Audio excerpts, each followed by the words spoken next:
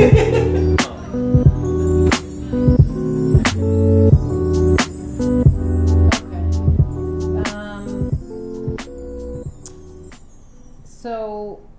what I want to get into now is this sort of musical era that you're in. Mm-hmm. It's 2019. Like, when do you feel like this era in music began, and what do you feel like it's defined by? Like, I don't really know when it began. Mm-hmm. Like the sound that sort of you're a part of, where it's like almost a mix of rapping and singing. Mm-hmm. Do you feel like is Drake at the forefront of that? Like, what's his place in this current era? I mean, Drake is Drake. I feel like he's just so, but I mean, for like, what you mean by like this era of music, like I feel like my peers are like the internet and like the Mick Jenkins and like that's the realm that I feel like I occupy. Mm-hmm. So like outside of that, I don't really like know, because I kind of like to just stay in. So you think, okay, so just like any era, there are niches, Mm-hmm. and people doing different things. Mm-hmm. All right, so what do you feel like defines that group of people you just mentioned? I think it's very like, there's a lot of musicality in their music. It's very honest. It's very, I don't know, like I feel like that, I don't know, it's just like, it's just really good music. It's feel good music. Mm-hmm. And to me, like, that's my favorite, it's my favorite thing. Okay. Like just kind of like mood, you can just turn it on and it just let it play, just let it rock. So that's like the music that I find myself listening to a lot of like mood music.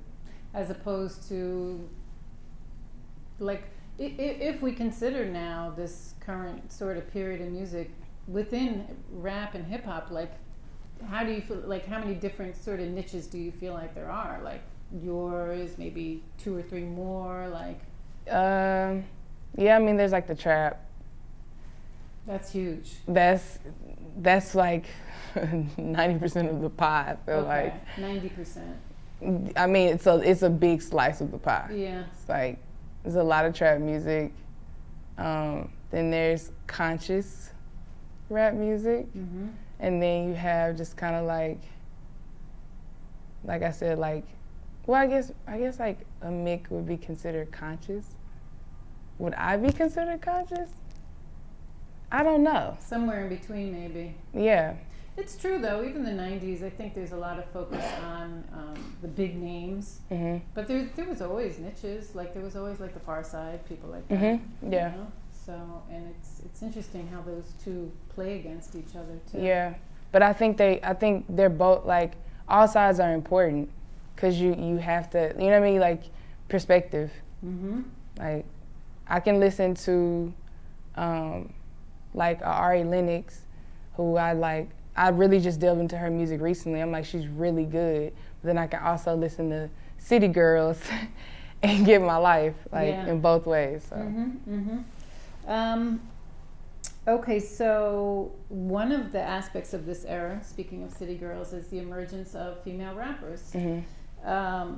Sweetie, somebody in a recent interview, she was saying, somebody asked her why has there been this explosion, and she said it's because we were able to build our followings on social media, and there weren't these gatekeepers keeping us out. What do you think about that sort of? I agree. Okay. I agree. That because it's like you can't deny somebody that has like built their shit up. You know what I mean? It's like, how can you, like, if I was to get 500,000 followers on Instagram and I'm dropping music consistently and my fans are engaging with me and, like, you know what I mean, like the analytics are there, and you take that to a label is, you know what I mean, they're gonna look at that and be like, oh, we should obviously invest in that. So it's like now they feel like they have to give us a platform because we're creating our own. So I feel like there are still gatekeepers out there. Like, I still think there are people who program music and whatnot and have big sort no, of. there's definitely still gatekeepers, but I feel like you don't have to so much like look for that from the jump. Mm-hmm. You know, like I feel like a lot of people would be looking from the jump for a cosign from somebody else before they actually put in the work, building like a solid fan base. Yeah, like that was the only entrance. Yeah, it was kind of like, I can have this, but also I need to get the attention of these people. And it's like now you're getting the attention of those people by like cultivating your own thing. Right, so they are forced to talk to you basically. You know, in an interview that Remy Ma gave recently, she said that, you know, part of the sort of jostling for that number one spot within the female rap world is because the fan base is smaller. She said her fan base is basically female and gay. Do you think that is the case, or do you see that changing as you tour? As far as me, or just? Yeah, for sure, for you, or in general. I mean, my fan base is pretty like diverse. Okay. It's actually kind of crazy. Mm-hmm. When I meet people that fuck with my music, I'm like, oh, I would have never ever thought you would listen to me. So I think that that's cool. Like, so maybe that's something that's changing too. You know, as time is going on, you'll see more men open to the idea of listening to. Yeah. You know, like even looking at like just like pie charts of my fan base broken down, like it's still a large amount of like guys. It's like 40 to 60. So it's like 40% male, 60% female, which I think is really interesting. That's amazing. And it probably goes back to sort of this niche you occupy, which is very sort of music. And I think that the guys that listen to that niche of music, they're not like, oh, I can't listen to this. This is a woman, like they don't have that attitude. They're like, good music is just good music. Exactly. And so I think that's why I love being a part of that world, because it's like, it's a bit more open-minded for sure. Okay, interesting. You toured all through January with Mick Jenkins. How was tour life? It was tight. It was so tight.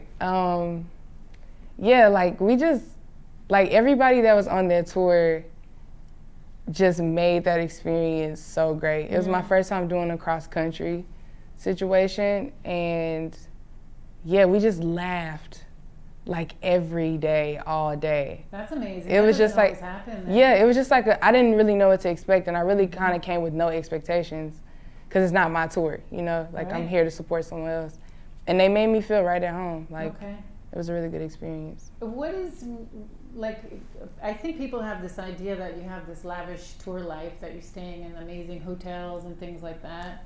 I was surprised when I looked at Rico Nasty's bio. I was like, oh, they're you know, they have to stay at low budget places still. Yeah. Yeah. I mean, but that's fun. Yeah, it's fun. Yeah. It's like it's really fun. Yeah.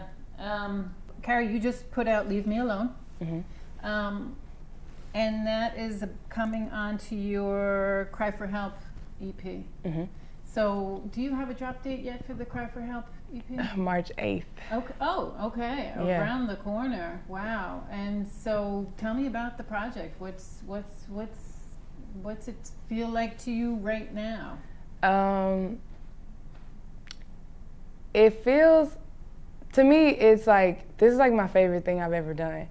Because it's like so honest, and I think for me, like, I'm just getting better at making music, and I think that just like knowing what sounds good with my voice, and then also being able to like put my actual life and my actual feelings into music has been, like, I don't know, very therapeutic.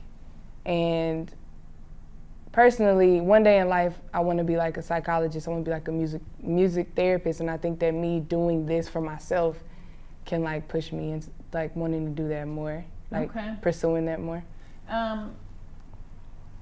Who did you work with on this album, production-wise? This guy named Josh Crocker, he's based in London. Mm-hmm. A producer named Rocky. How'd you meet up with Josh? Was that like a internet? It was like it was like a session. Like somebody had just like linked us in a session, and so we worked really fast together. Like he'll make something on the spot, and by the time he's done making it, I already have like the idea for the song ready. Mm. So I want to work with him a lot more in the future. Good chemistry. Mm-hmm. Which I feel like is hard to find. But. Yes, very rare. So Josh, and who was the other producer you mentioned? Rocky. Mm-hmm. And Black Party and me and myself. We did something together. And how many songs are on the EP? 5. All right, cool. How are you feeling about it right now? Like, are you in that sort of nervous phase? Yeah, or? I'm always in it. Okay. I'm just like, don't know if you guys will like it, but here's my offerings. Okay. Like, it's what I have to offer the world. Well, Leave Me Alone is awesome. Thank you. I wanted to show you some pictures from videos, and just I'm going to start with Leave Me Alone. Okay. Who does this person represent?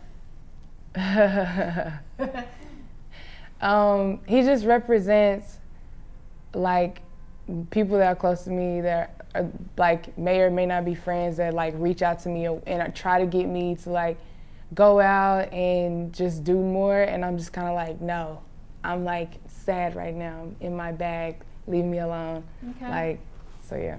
So he's not a specific individual.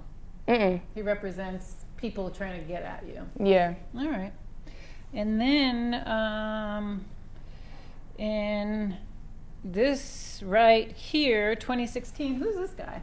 That's Cheese. Okay. That's my friend Cheese. Why was he wearing a... I think they just had a bunch of props, and he just put the hat on. It's a great hat. Okay. And then,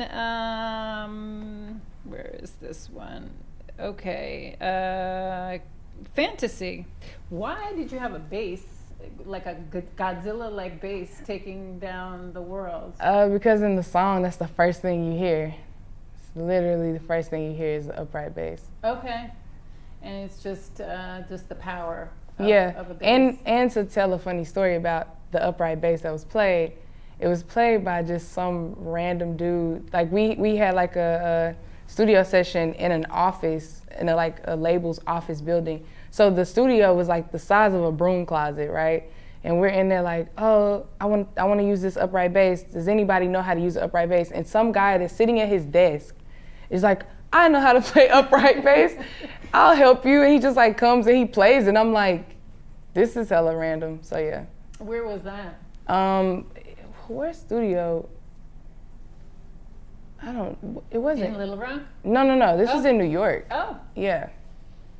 Maybe it was like Universal or something like that. Yeah. All right. And then, goddamn, this pinkish car. Where was this filmed? LA. Oh. Do you, in this particular,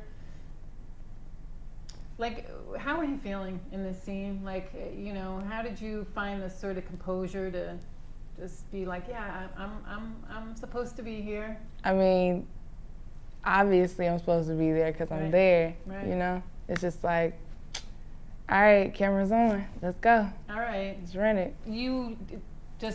Did you feel nervous beforehand? Did it feel like a huge moment? No. I mean, it felt like a huge moment, but I don't think I was nervous. I think I was just really excited. Okay. For to have shot, I didn't have budgets. That was the first time I had a budget for a video. Right. All my other videos was just shot by my homie, and we would green screen shit, But that was the first time I was like, oh, this is tight. This is really tight. The car is amazing. All right. Well, thank you. Thank you. We always ask, do you think Trumpito will make it to the end of his term? At this point, It's I hope not. okay. I hope not. For all of you, maybe.